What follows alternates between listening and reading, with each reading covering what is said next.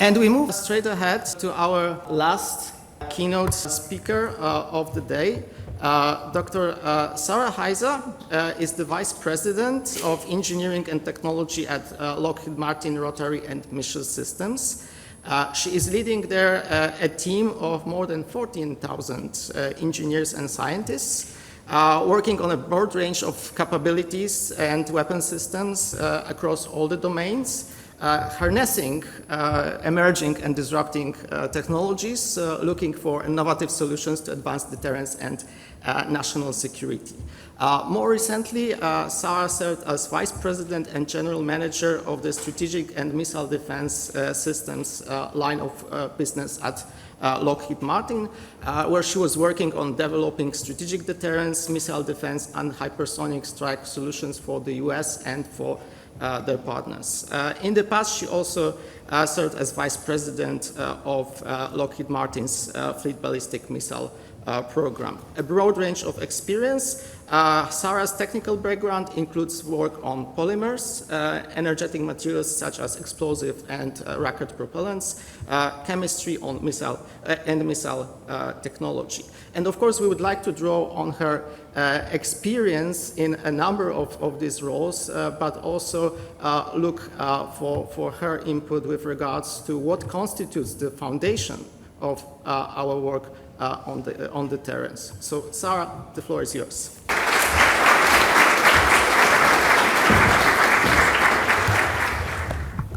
Well, thank you for that kind introduction. I do have prepared remarks today, but I am very happy to field questions about my career or other interests at the end. I first want to thank you to the speakers, the participants today, the PONI organizers, the audience members for your engagement. It truly has been an informative and stimulating day, and it's a real honor to be here. I was thrilled at the invitation to join you and to close us out today, and what an impressive day it has been, and this has lived up to the reputation of demonstrating thought leadership, inspiration, and fresh perspectives. But I have to admit, all that anticipation on the lead up over here, the realization on the flight over, slowly gave way to the awareness that I am the closer, the last speaker with nothing left to bail me out but the drink reception. And moreover, as I look at the audience, this idea of PONI, of a cross-generational network of young scholars and professionals engaging with established experts, makes clear to me which end of the spectrum I am residing on today. Seriously, established expert feels like a way of saying old. The only way I can cope with those realizations is through a firm belief in the multiverse. So go with me with a little bit of a creativity as I bring my remarks here to you today. Because in the multiverse, there's a version of Sarah Hiza who kills it as the closer, who is both an established expert and young, and who can get front row seats to a Taylor Swift concert. So I love that universe. I know it exists somewhere, but here we are today in this universe, and it's my honor to try to close us out, to tie it all together. I'm going to do that using the idea of the multiverse, what I'll call the multiverse of relevance. Remember, a multiverse assumes that there are many universes existing in parallel and which may even converge. And so for our purposes today, I'll describe three: the threat universe, the solutions universe, and the foundational universe. It's these three, threats, solutions, and foundations, that make up the multiverse of relevance. When it comes to the threat universe, I want to make sure I stay in my lane. We rely on governments to analyze and assess the threat, and there's no need for someone like me from industry to deep dive into what this audience already knows well, which is we face two simultaneous near-peer adversaries, one in a strategic breakout, the other nearly complete with their nuclear modernization while threatening nuclear action during an ongoing invasion, which we've heard about today. Instead, I'd like to focus on the threat that is less widely discussed, but I believe very relevant to PONI's mission, namely, how to make the threat more relatable. One of PONI's goals is to serve as influencers, and it's usually best to meet folks where they are at. No, I'm not suggesting we move these conferences to TikTok, but I do think it's instructive to recognize there's an aspect of threat fatigue out there. By my count, there are around 8 existential threats facing mankind. Some are science fiction, some are science-based.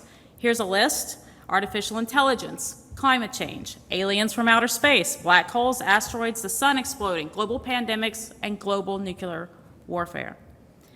I suspect most folks outside our bubble would name something science fiction or climate change before citing nuclear war as the main or even top-tier existential threat.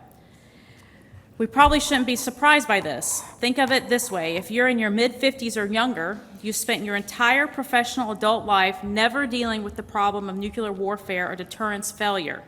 The Cold War was over. The peace dividend was at hand. Nuclear atrophy, in every way you can measure it, prevailed. If you're in your mid-30s or younger, you weren't even alive during the Cold War. I'll also note, as I welcome each new class of college interns to Lockheed Martin, they weren't even alive in 9/11. This isn't a critique, it's just a fact. Unlike Cold War populations, our audience, those we are trying to influence, have no experience, no frame of reference for deterrence failure. It's highly likely this past era and all its theories and dynamics were barely discussed, if at all, in their education or around the dinner table. My sense is this reality is the great equalizer in PONI's spectrum of young scholars and professionals engaging with established experts. Most of us are learning, exploring, challenging each other in real time.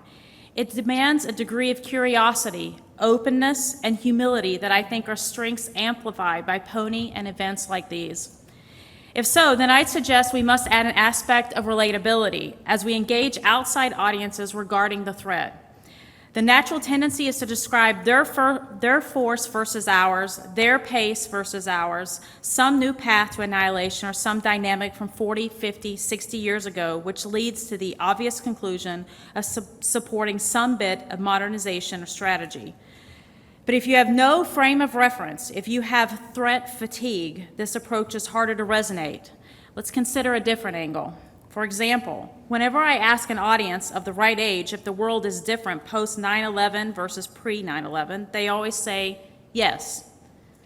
If I ask, is the world post COVID different than pre-COVID? Again, it's always yes. If I remind folks that COVID killed over 1 million Americans in a relatively short period, and then ask how many nuclear weapons would it take to achieve the same effect, they always answer one nuclear weapon. All you have to do is connect those dots, those ones that we already know, to make deterrence failure relatable and understandable. Or you can try the approach used by the former U.S. Stratcom commander, Admiral Chaz Richard, who reminded us that every military plan assumes deterrence holds. All those exquisite military capabilities we fielded assume 0 nuclear attacks. And to make it even more relatable, every plan you have for your life, for your family, for your career, for your hopes and dreams, also assumes a peace without nuclear strikes. But for most of our intended audience, those we want to engage and influence, this is taken as a given versus something that's fragile, in dispute, or needing active daily attention. My sense is if we can lead with stories or examples like these, we can start cutting through the threat fatigue in a way that opens up folks to discussion.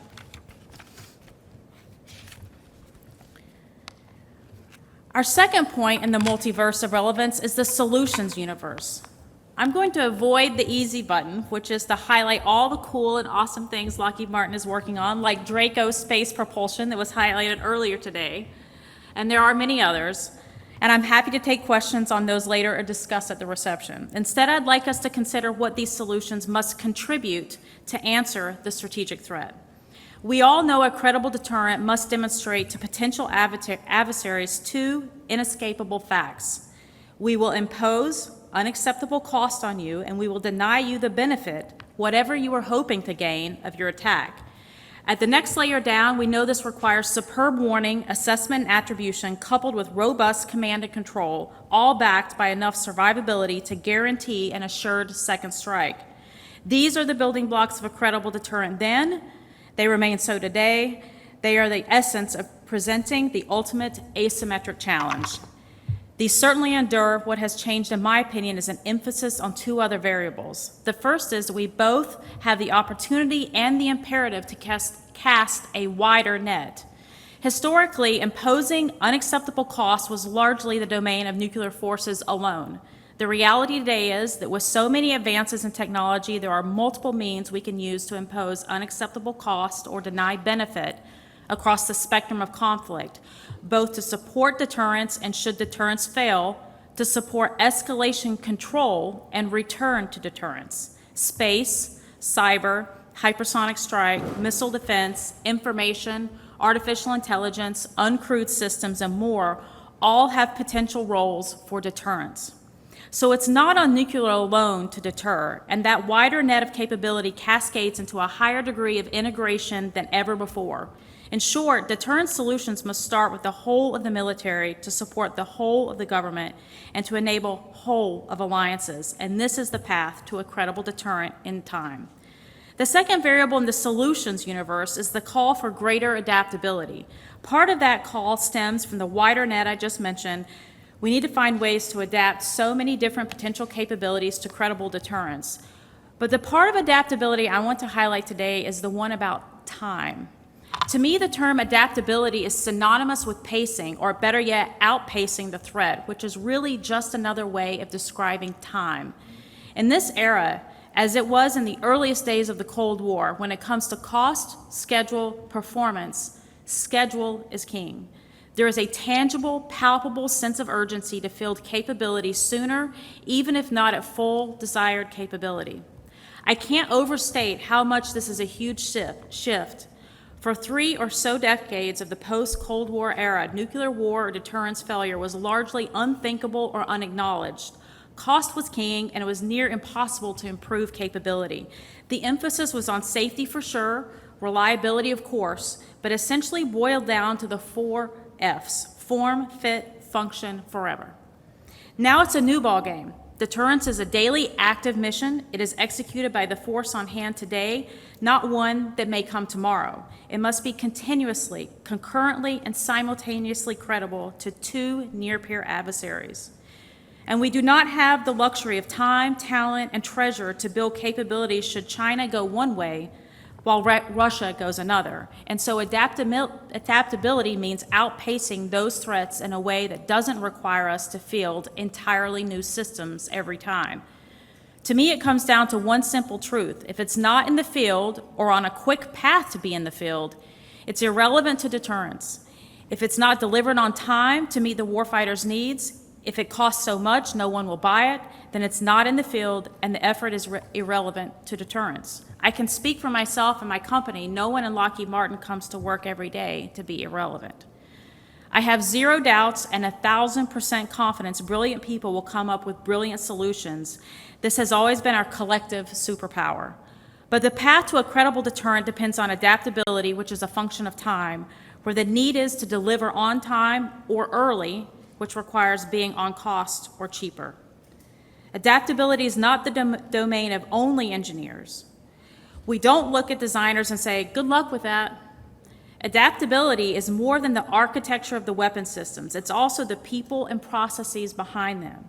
If your function adds 1 minute to delivery or $1 or pound to cost, then you play in adaptability, which is about time because schedule is king. I believe this is why so many speak to culture change as the biggest change of this era. And so it's not engineers and designers alone, it's also decision makers, budget and contracting policies, legal reviews, human resources, information technology, and more. We all contribute to success and all must adapt to new imperatives to outpace all threats continuously, concurrently, and simultaneously. Since everyone is impacted by the threat universe and everyone plays in the solution universe, that leads to our last universe, the foundational one, where we try to figure out how do we best enable a path to a credible deterrent, honoring those threats, fielding a wide net of adaptable solutions. Here again, I'd like to deviate a bit from the standard industrial-based view and take a different approach. I see 3 foundational prerequisites. The first, of course, is STEM, which we just heard about. Our need for STEM skills far surpass the current capacity or the pipeline. At Lockheed Martin, we are attempting to reach students earlier and earlier, as described earlier, to inspire them to pursue STEM degrees. One way we're doing this is by partnering with various organizations with the same mission. One organization that's close to my heart is called FIRST, and it provides our engineers the opportunity to volunteer, mentor, and coach a team of high school students through a year-long robotics competition. By partnering with organizations like FIRST and others, our goal is to inspire the next generation of critical thinkers to be problem solvers of tomorrow. After all, they are our future leaders, inventors, and pioneers. But as mentioned earlier, anyone who adds time or cost is also part of the solution. So even as we focus on STEM, I'd also caution that we don't neglect the culture change and skill sets needed to meet the imperative of adaptability. This could include everything from specific training, continuous improvement goals, or other activities. For example, several business areas in Lockheed Martin have instituted some version of a Pathfinder Award meant to honor risk-taking in any discipline, even if it ends up in a failure or some type of setback. All those skills, STEM for sure, but certainly all talented professionals with the right bias to action and adaptability are in crazy short supply, and everyone wants them.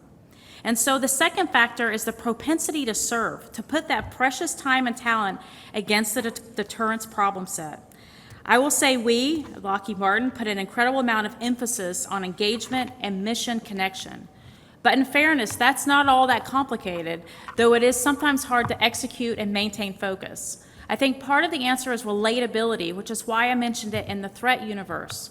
Throughout history, when people clearly understand the threat, they answer the call.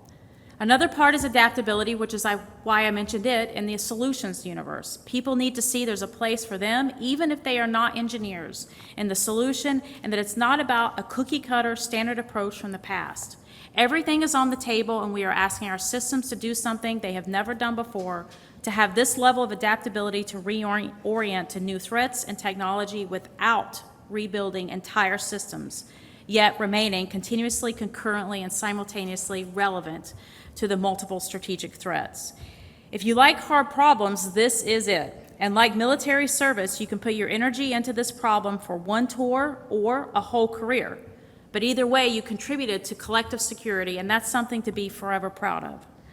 Most people want to make a difference in deterring strategic attack, ensuring your loved ones never experience mass destruction or mass disruption, is a very high calling indeed. And that leads to number 3. We need to provide some optimism. This is why I talked about threat fatigue. It can seem so complex, daunting, hopeless. But we know from experience every era faced its own version of this, and yet here we stand. The greatest generation, the allies of World War II, answered the call and laid the foundation for the order we enjoy today. What's less talked about is the decade after, where pioneers created the triad, took us to space, created the internet, and more in response to the atomic age. What they created kept the peace for 6+ decades. They did it, and we can too. We have the strengths they did not have. We have immense tools for computing, information, and manufacturing, and we have incredible diversity in every way you can measure.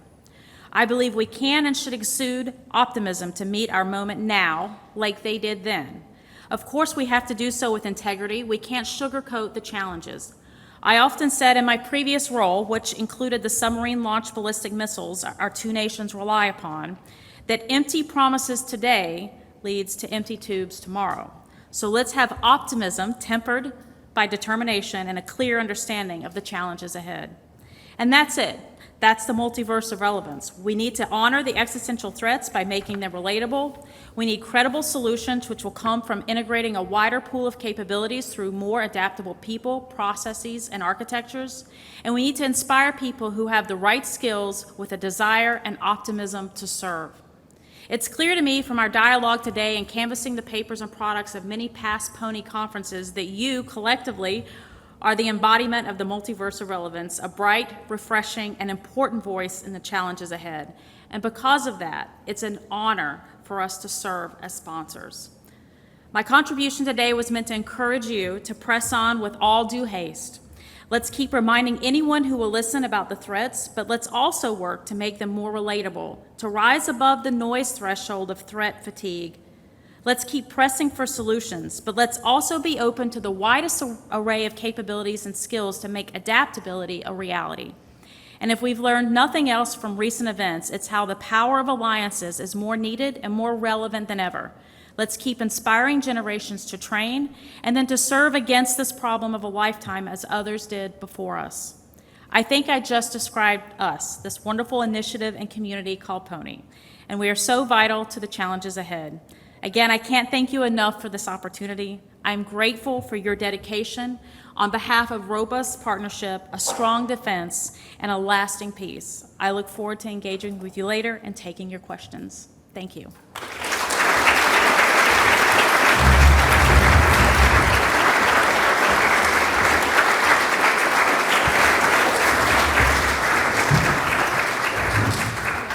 Thank you very much, Sarah. And I think despite the late hour, all the participants eagerly were part of this voyage through multiverse of relevance. So in that, I think you have succeeded. And also, I was very much struck, and I appreciated the typical American optimism, because we've seen in a number of presentations throughout the day the focus on the challenges ahead. But this time, while you were, I think, clear about the threats that we are facing, it was also about our ability, especially if we work together, to go and conquer over our challenges. One of the questions, if you allow me to start, is about the issue of time and adaptability, because I fully subscribe to the need to adjust to the dynamic threat environment, the dynamic evolution in technology. But at the same time, large organizations are notoriously, or have been, notoriously difficult to drive into speeding up the processes. And especially in the defense sector, we are discussing about long periods of development and bringing equipment into service. So can you maybe share a couple of examples of how actually this adaptability can be introduced as a principle within the organization, and how you maybe not force people, but drive people towards being adaptable and basically bringing up solutions which would not be in line in 2 to 5 years, but more in the couple of months framework. Okay, thank you for the question. And let me just start by answering it more generically, and then I'll get maybe into more detailed answers. So the first is our approach to development, which we are always iterating on. And there's two pieces that I'll highlight. If you're involved with hardware development, hopefully, or software development, this will resonate with you. The first is understanding concurrency. So much of design work has been incredibly sequential during what I'll call peace times, or in the last 3 to 4 decades. And so with a sense of urgency and that time element, looking for doing more development work, testing, et cetera, in a concurrent fashion, and leveraging modeling and simulation heavily is a key piece of that.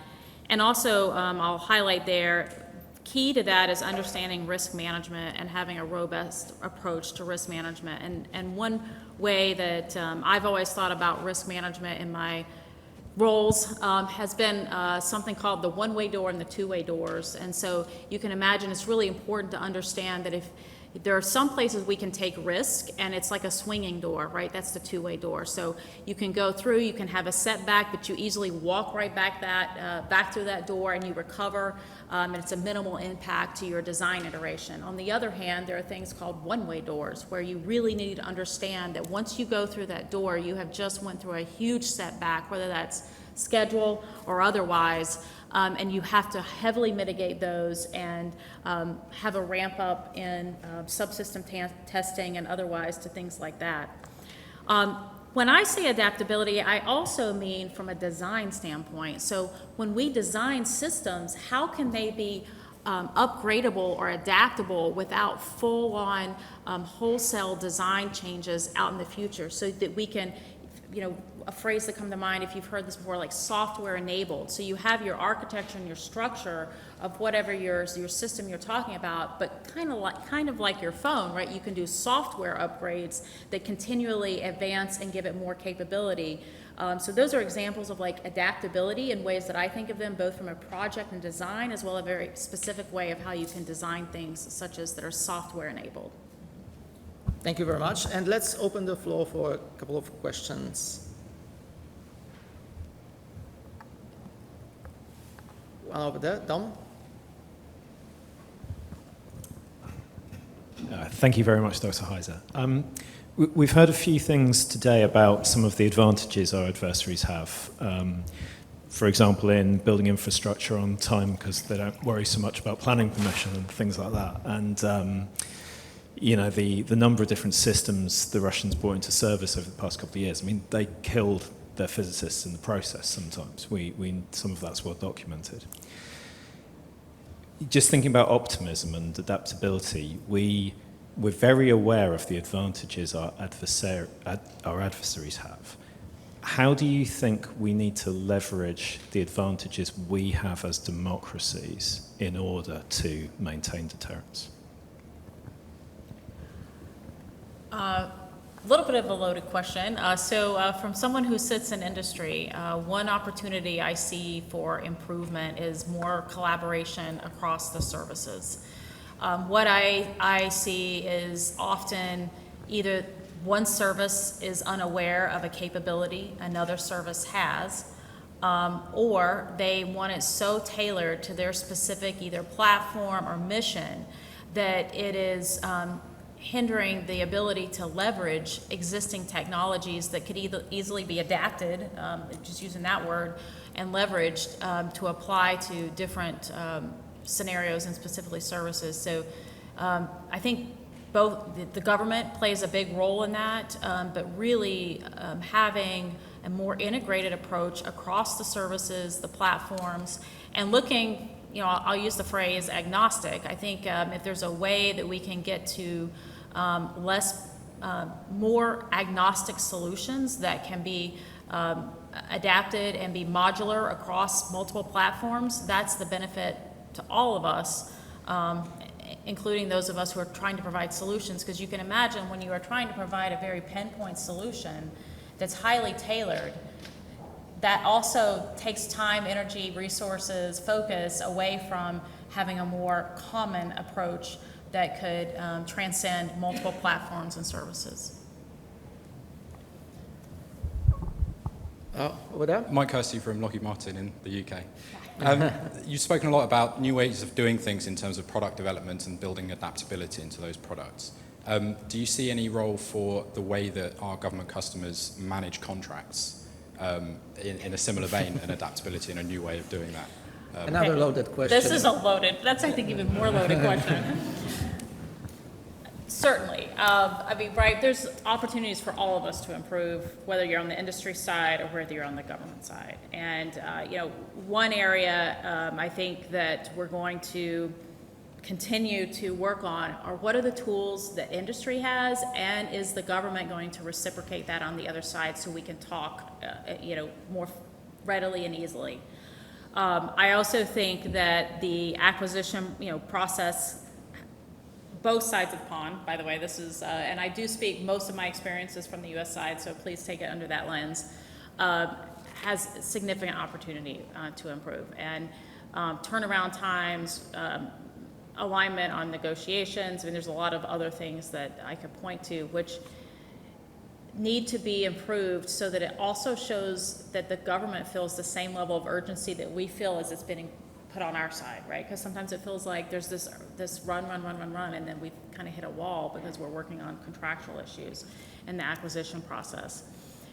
So I think that AI can also help with that, just to get real specific on our side as well. I think that that's an area where artificial intelligence can help with, whether it's the generation of BOEs or other parametrics that the government wants to use on our side, or we use on our side that the government can also use on their side to help them quickly assess, I'll call it the reasonableness of our submittal.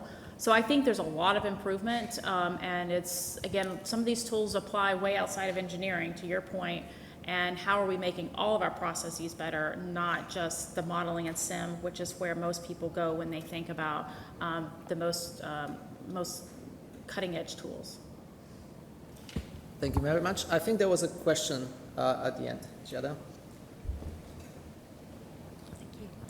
Hi, Kelly Dewhurst from UK Foreign Office. Thank you very much for a truly inspiring and really informative speech. It was brilliant, thank you.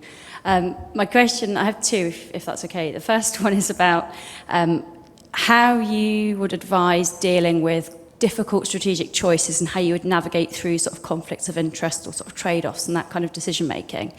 And the second one is about the resilience of an organisation or an alliance whilst working through all these difficult and complex problems that you've set out. What would your advice be in terms of personal, team and organisational resilience getting through all of that? Thank you. So the question, I believe, first was on the difficult strategic conflicting decision to be made. Is that right? Just make sure I capture that correctly.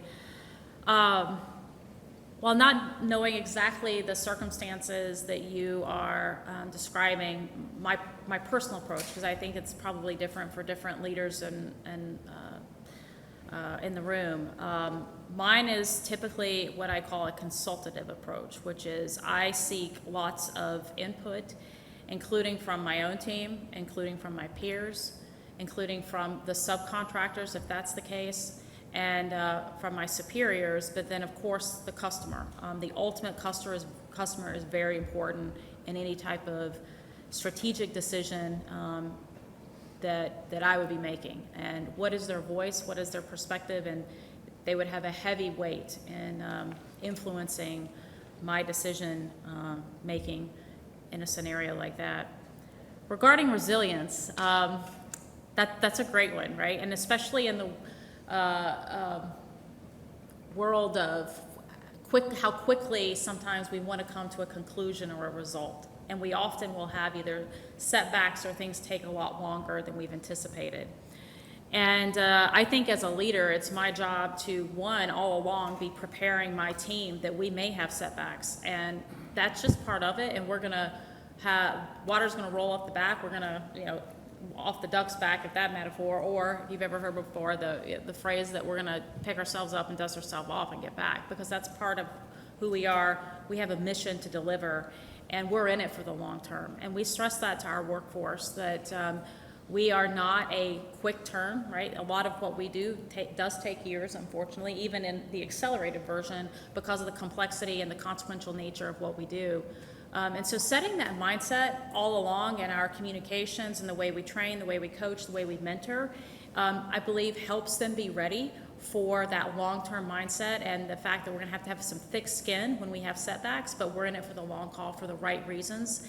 And I find that to be, we often can weed people out. I hate to say it that way, right? But some folks are weathered for that and others are not. And maybe as a last question, and also to link this discussion with the first and the third panel, can you envisage one version of the multiverse in which actually we were able, due to technological advances, to go beyond deterrence and reach a decisive advantage over the opponent that would allow us to perhaps be in a stronger position and go beyond mad using a range of technologies that the West can have at its disposal? Wow, well that is, if you have stumped me, so let me say that. I'm careful to not wade into that, but I do think one of the poster presenters was on that topic, right, of how AI could possibly overcome the need for deterrence. It's hard for me to predict the future.